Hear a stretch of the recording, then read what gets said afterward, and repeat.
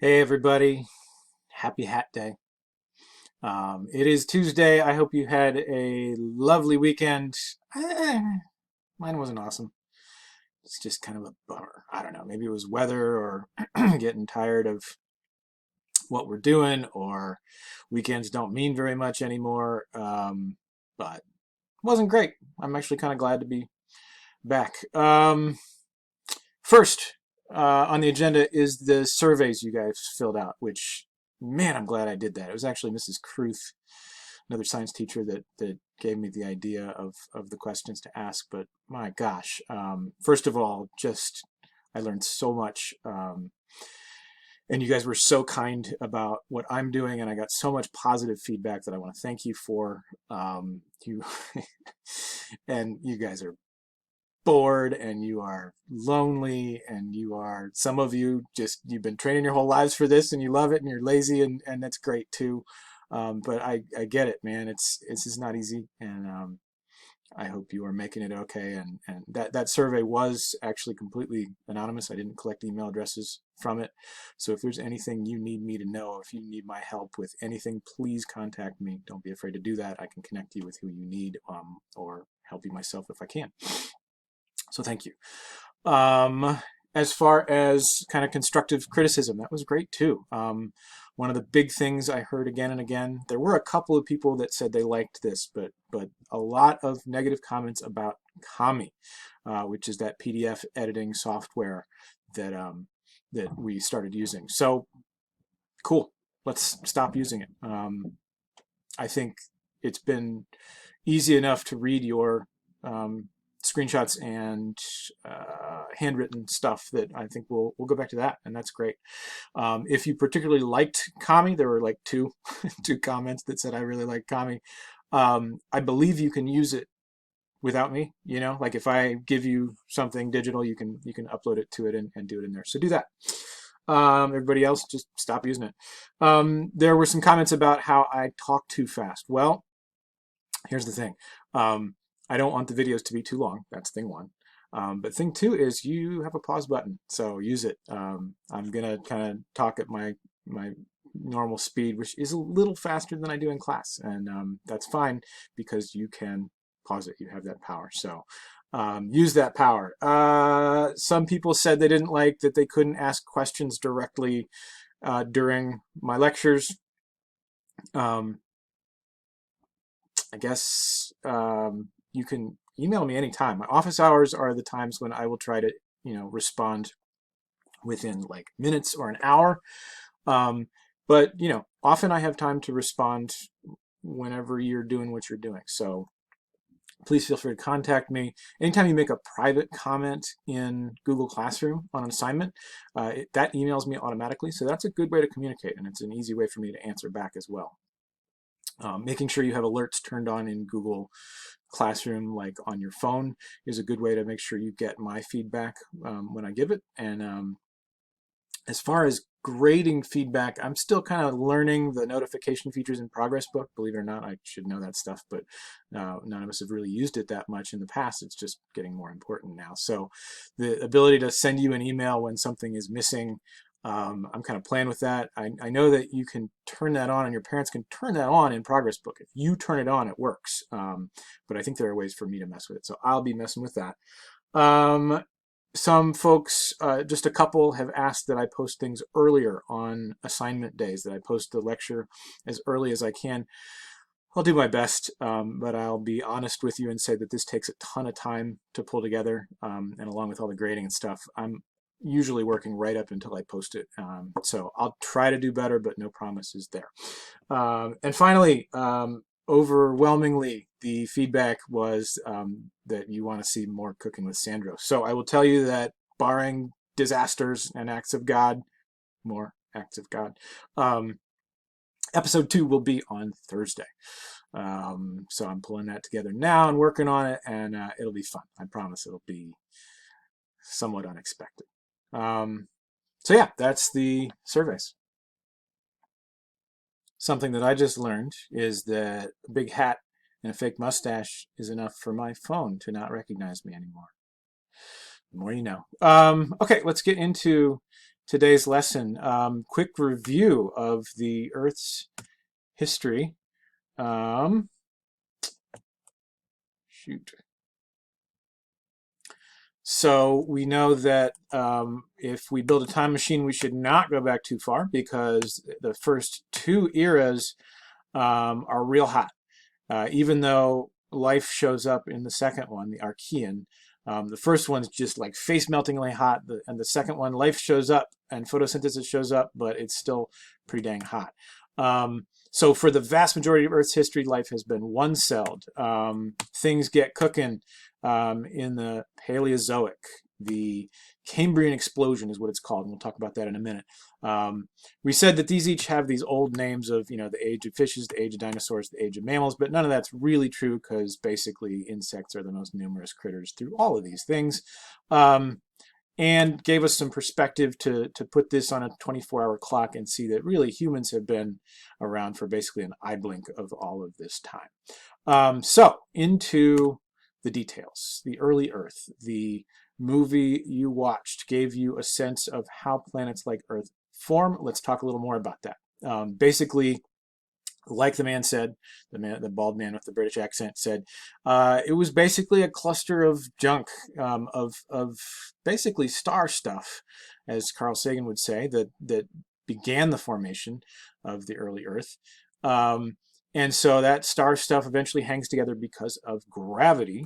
And eventually, even though it's already hot, it eventually gets smacked into by a big Mars-sized object, and the heat from that, the friction, first of all chips off a piece that becomes the moon, but also that's what, if you picture sort of like if you've ever seen astronauts drinking water, something that is liquid in zero gravity in a vacuum takes a round shape, or more or less round at least. And that's when the Earth becomes very much spherical and when the layers start to form. The densest elements, iron and other metals, sink to the core. The medium density elements kind of float to the surface and form the crust. And then the least dense elements, thankfully for us, form the atmosphere. And the atmosphere is a big part of why our planet is livable.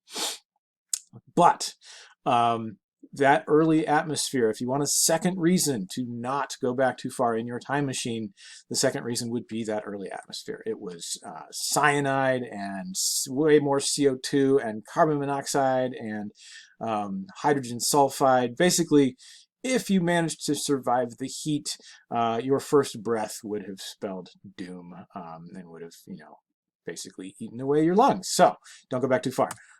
If there's any saving grace, let's say you landed on your back through your goggles, you'd have seen a lovely shade of pinkish orange, because we know that that's the color that those gases would have made the sky for visible light.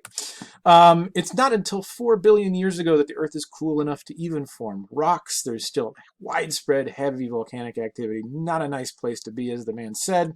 By 3.8 billion years ago, that's when the atmosphere is cool enough for the water to actually stop being vapor and start being liquid, and that's when the oceans form, which would have been pretty spectacular to see, I think.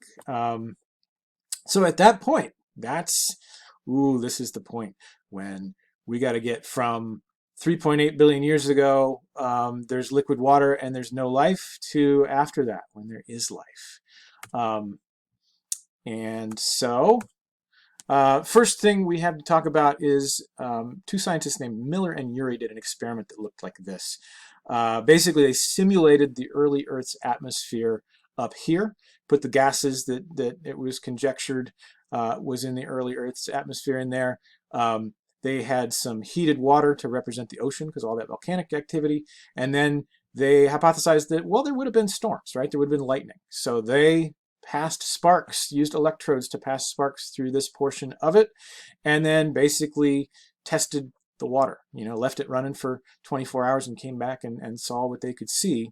And so what they saw, really interesting, and this is in the 50s, by the way, as they simulated this stuff and passed sparks through it, I'm not sure what they were expecting, but what they got was actual amino acids, right? So from just those chemicals that were in the early Earth and water, they are seeing amino acids, the building blocks of proteins, spontaneously showing up in that liquid, which is awesome and cool. And then 1995, basically scientists had kind of adjusted their theories about what the early atmosphere looked like.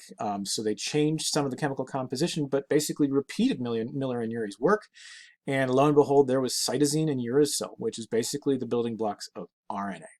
So the question of where did the first organic molecules come from was, on its way to being answered by Miller and Urey. But of course, that's not the same thing as a living cell, right? And so the real question, the big question, the huge question is, how did life begin? Where did the first cells come from? And this is when some of you are clenching up a little bit, right? Some of you are thinking, uh-oh, what's he going to say here? I'm not sure how I feel about this. And that's okay. This is actually kind of a cool part because the short answer is we don't know. We don't know how the first cells formed. I mean, I can give you a couple of ideas, but we are a long way from, a real solid theory of, hey, this is how the first cell formed. All kinds of possibilities out there. I'll give you a couple, that have kind of been well respected, but understand that this is an area, this is one of the mysteries. I love mysteries, and so I can't tell you how the first cells formed. I can tell you that if you stir up a bunch of lipids and amino acids in the right way, they will spontaneously form little bubbles, basically that kind of look like cells, and they behave a little bit like cells. They're called proteinaceous microspheres. They will let certain things in and out, but not others. They can store and release energy in very basic ways, but they are not cells. But the idea is maybe they were the beginning of cells, right? Maybe they were the first step, the baby step towards cells, because you can get them to form pretty easily. Second thing I can tell you is that if you're going to go with an informational molecule, right? DNA is the informational molecule that you know a bunch about. But if you need a first step, for genetic material, DNA wouldn't be very good. It's very good at storing information and being stable, but it's not good at doing work, right? RNA would be a much better all-purpose informational molecule. It can store information, but it can also do all these things and form all these shapes that you saw in that one simulation. And so the idea is, among most scientists, that the Earth's first life was probably RNA-based. And that's it. That's all I'm going to give you, because the science here is definitely lacking. I mean, we weren't there. We haven't been able to create life, obviously, but it's a neat kind of mystery spot here. But once it does form, let's talk about that, and let's kind of wind up our early Earth history.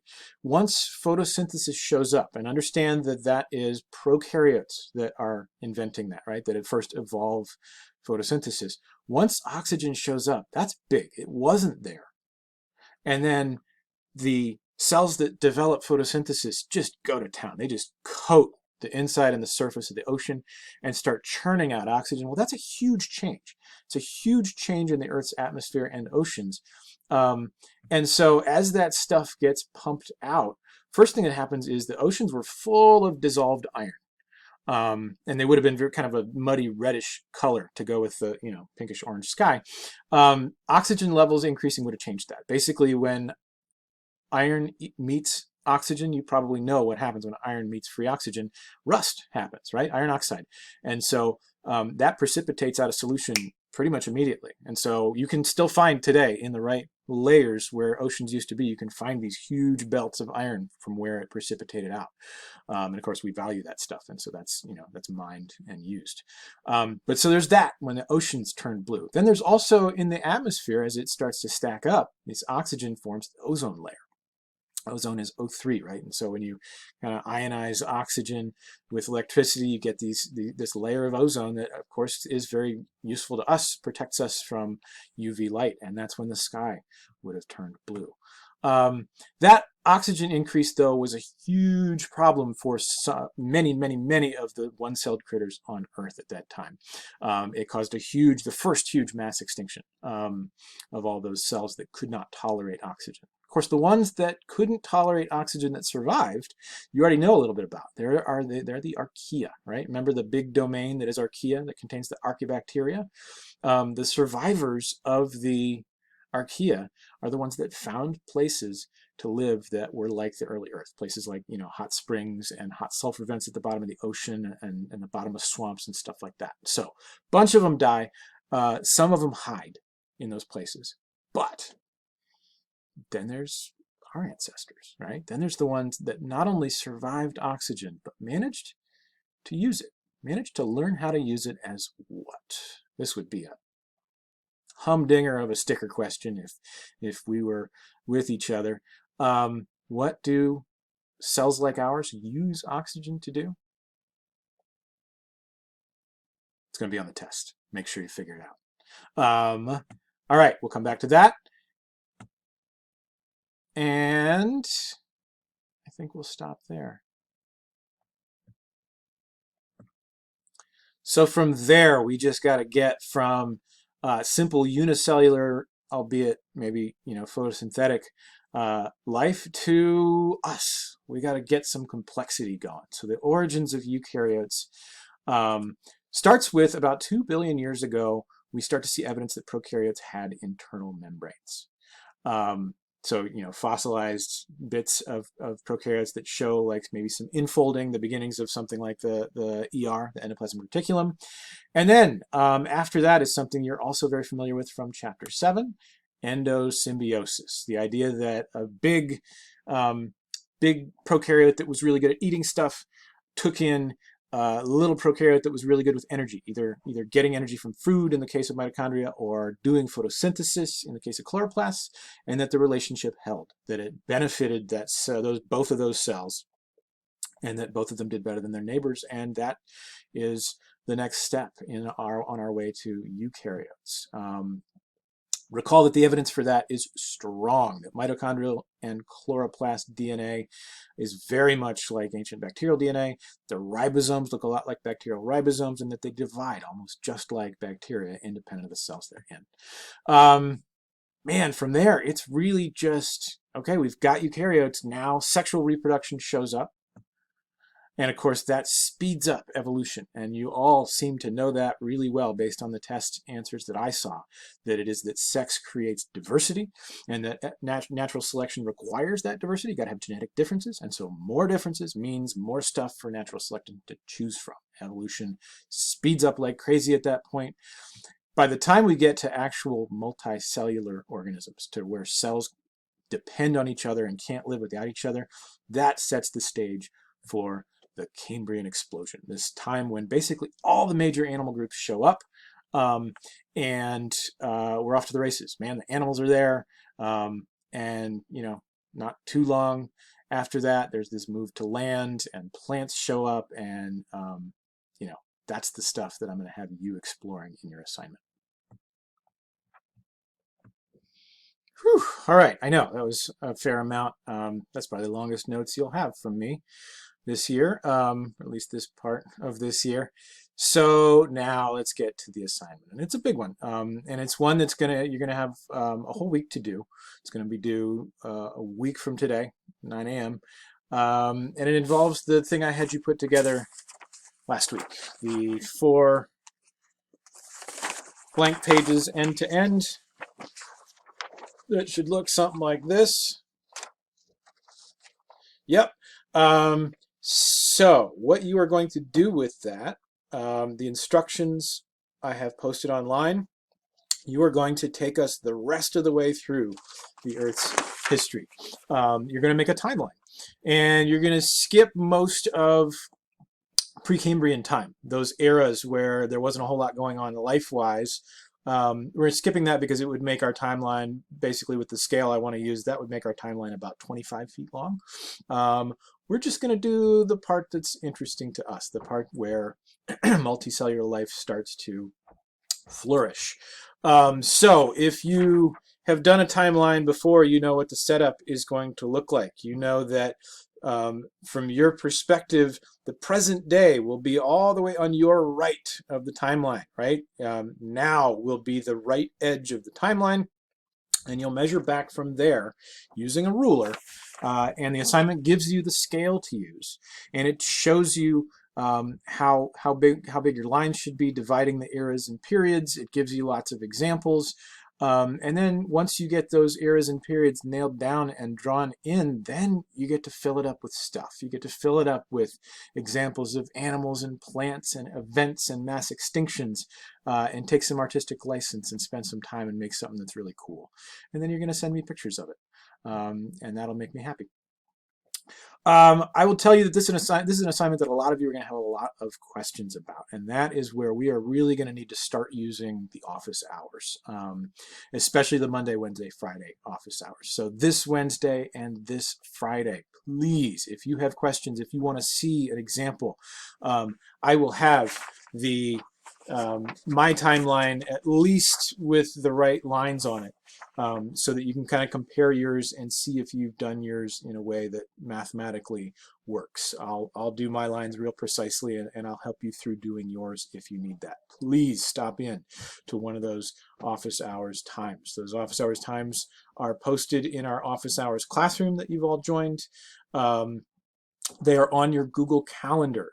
If you just type in calendar.google.com, you will see it on there, and all you have to do is click on the event, and click on the Join Google Meet, and poof, it'll put you in the right spot. Now, something that I did hear in feedback that I thought was interesting and I hadn't even thought of is some of you want to come to the meets, but you feel weird about seeing yourself on camera. It's really easy to turn off the camera, and I don't mind at all if you do that. Just pop in, turn your audio on and listen, ask questions if you got them. We don't have to see your face. We'll just see the icon, and that's fine.